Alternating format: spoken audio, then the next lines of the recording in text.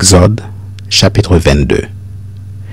Si un homme dérobe un bœuf ou un agneau et qu'il l'égorge ou le vende, il restituera 5 bœufs pour le bœuf et 4 agneaux pour l'agneau.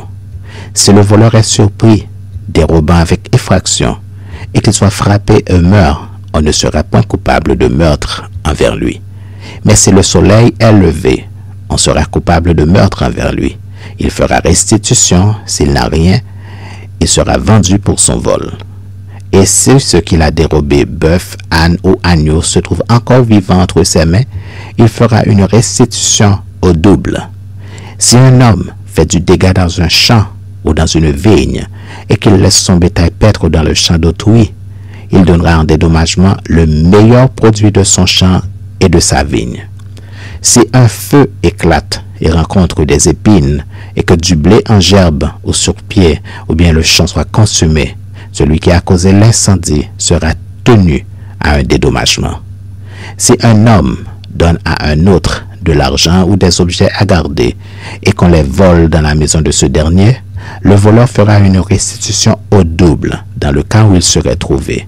Si le voleur ne se trouve pas, le maître de la maison se présentera devant Dieu pour déclarer qu'il n'a pas mis la main sur le bien de son prochain.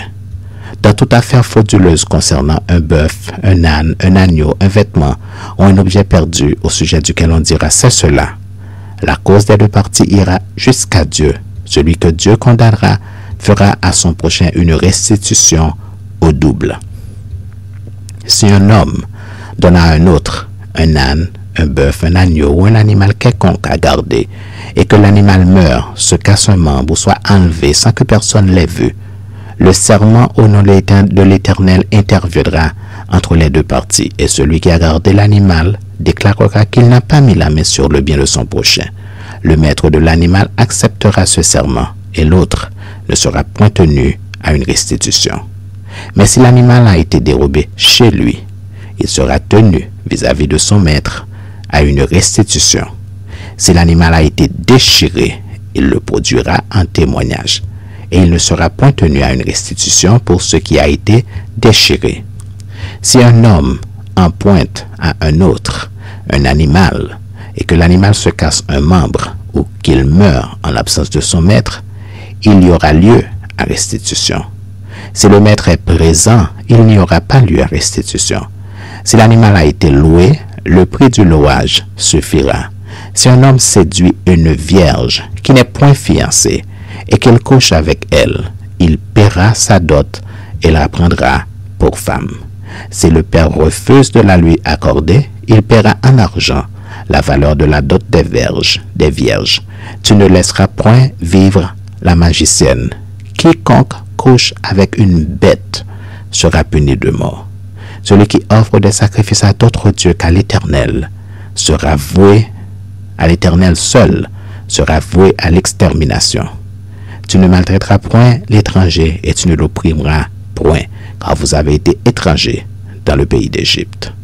Tu n'affligeras point la veuve ni l'orphelin. Si tu les affliges et qu'ils viennent à moi, j'entendrai leurs cris. Ma colère s'enflammera et je vous détruirai par l'épée.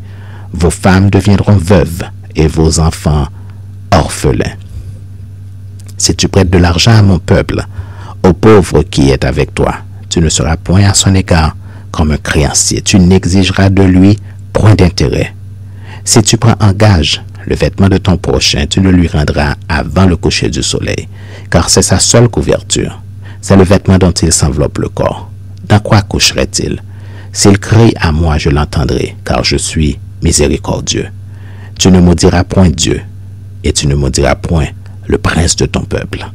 Tu ne différeras point de m'offrir les prémices de ta moisson et de ta vendange. Tu me donneras le premier-né de tes fils. Tu me donneras aussi le premier-né de ta vache et de ta brebis. Il restera 7 jours avec sa mère. Le 8e jour, tu me le donneras. Vous serez pour moi des hommes saints.